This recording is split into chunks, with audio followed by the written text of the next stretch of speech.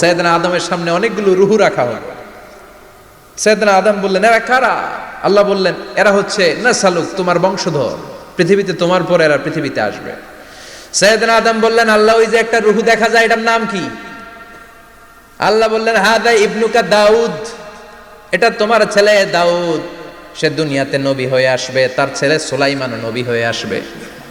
সাইয়েদনা আদম বললেন, মাবুদ, আমার ছেলে দাউদের কত বছর হায়াত আপনি দিয়েছেন? আল্লাহ বললেন, আরবাউনা সানা, মাত্র 40 বছর, 4 ইয়ার্স, 40 বছর তোমার ছেলেটা বাঁচবে। ও আল্লাহ, আমি বাঁচবো কয় বছর? তুমি বাঁচবা 1000 বছর। সুবহানাল্লাহ। সাইয়েদনা আদম বললেন, মাবুদ, এত ফুটফুটে সুন্দর আমার ছেলে দাউদ, মাত্র 40 বছর দিলেন কেন? জিদ মিন উমরিহি, বাড়ায়া দেন। কি করেন? সুপারিশ করতেছে পোলার লাইগা কে? বাবা। আল্লাহ আপনি বাড়ায়া দেন। আল্লাহকে বাড়ানো যাবে না, লেখা হয়ে গেছে। রুফিআতিল আকলাম ওয়া জাফফাতিস সুহুফ, কলম তুলে নেওয়া হয়েছে আর কালি শুকায় গেছে, আর কিছু করা যাবে? সাইয়েদনা আদম বললেন, মাবুদ, আমার 1000 বছর কেন দিলেন? আমার এই সুন্দর ফুটফুটে ছেলেটারে মাত্র শুধুমাত্র 40 বছর কেন দিলেন? ও মাবুদ, আমার 1000 বছরের দরকার নাই, আমার 1000 বছর থেকে 60 বছর আমি আমার ছেলেরে দিয়ে দিলাম। দাউদ আলাইহিস সালাম বাঁচবে 40 বছর, তো বাপ আদম যদি আরো 60 দেয়, 40 আর 60 মিলে কত হয়? 100। ভালো হিসাব বোঝে, 100। আর আদম আলাইহিস সালাম পেয়েছিলেন 1000 বছর, 60 কমে গেলে রইল কত? 940 বছর পৃথিবীতে থাকার পরে মালাকুল মাউত চলে এসেছে। কারণ এটা on time, the death will come on time, it never late, কখনো দেরি হয় না। আল্লাহ বললেন, লিকুল্লি উম্মাতিন আজালুন ফাইযা জাআ আজালুহুম লা ইস্তাখিরুনা সাআতান ওয়া লা ইস্তাকদিমুন। মৃত্যুর একটা নির্ধারিত সময় আমি বেঁধে দিয়েছি, অন টাইম, অন টাইমেই চলে আসে, 1 সেকেন্ড আগেও আসবে না, 1 সেকেন্ড পরেও আসবে না। 940 বছর বয়সে মালাকুল মাউত এসে হাজির, এসে বলল, জিইতু আন আকবাদা রূহাক, রূহ কবজ করতে আসছি। আদম আলাইহিস সালাম বললেন, রূহ কবজ করতে আসছো মানে? আমি বাঁচবো তো 1000 বছর। কয় বছর?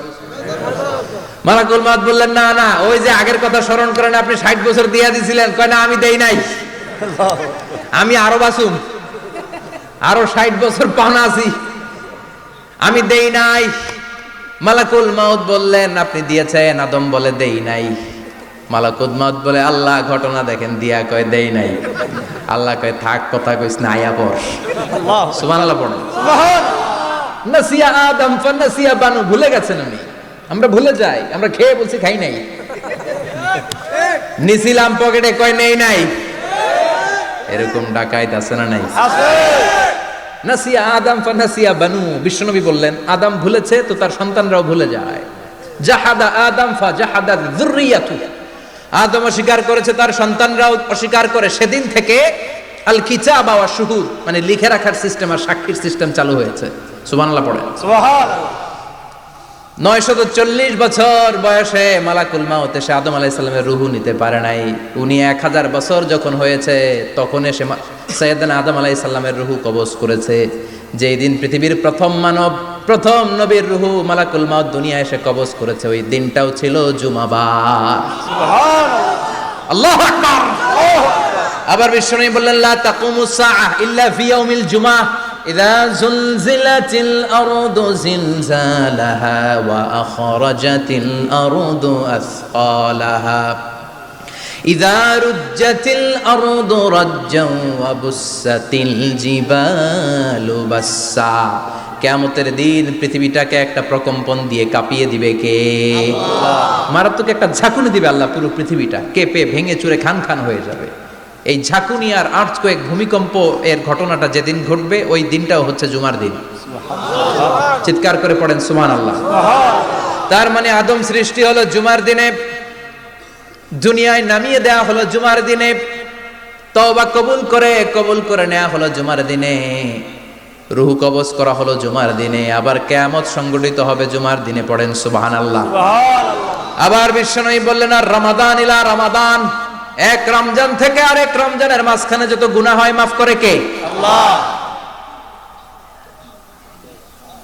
তারপরে বিশ্বনবী বললেন, আল উমরাতু ইলাল উমরাহ, কেউ যদি একবার উমরা করে পরে আবার করলে 2 উমরার মাঝখানে গুনাহগুলো মাফ করে দেয় কে? আল্লাহ।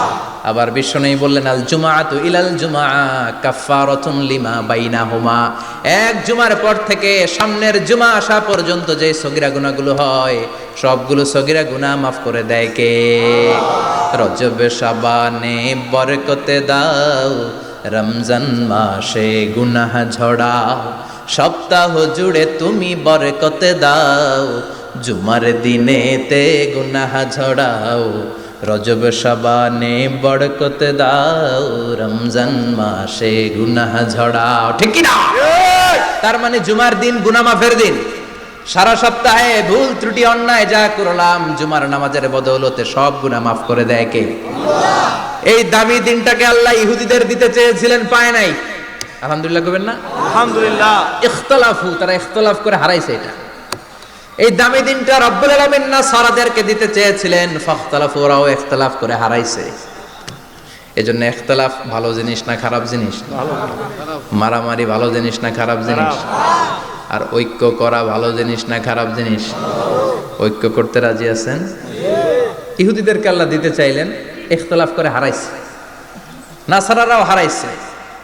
ফাজা আল্লাহু বিনা ফাহাদানা বিহাদা দ্বীন, রব্বুল আলামিন এই দিনটা আমাদেরকে দিলেন, আমরা ইখতিলাফ করি নাই, বিশ্বনবীর হাতে হাত রেখে ঐক্য করে ঘোষণা দিয়েছি জুমার দিন আমাদের সাপ্তাহিক দিন। সুবহানাল্লাহ।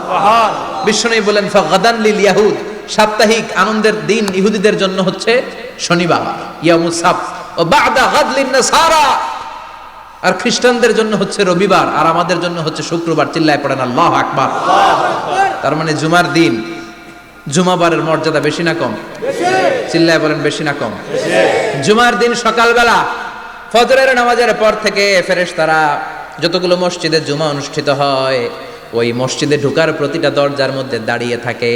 কারা কারা আগে আগে জুমার নামাজ পড়ার জন্য মসজিদে যায়, প্রত্যেকের নামগুলো একটা জান্নাতের রেজিস্ট্রি খাতার মধ্যে তুলে নেয়। এই নামগুলো স্পেশালি আল্লাহর কাছে পাঠানোর জন্য। সুবহানাল্লাহ কইবেন না? সুবহানাল্লাহ।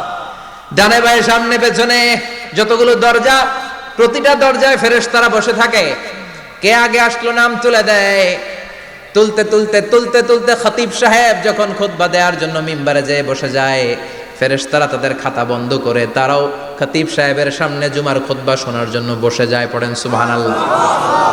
প্রথম জুমার দিন জুমার মসজিদে যে ঢুকবে, বিশ্বনবী বললেন আল্লাহর রাস্তায় একটা উট কুরবানি দিলে যেই সওয়াব, এই সওয়াব আল্লাহ আমলনামায় দিয়ে দেয়।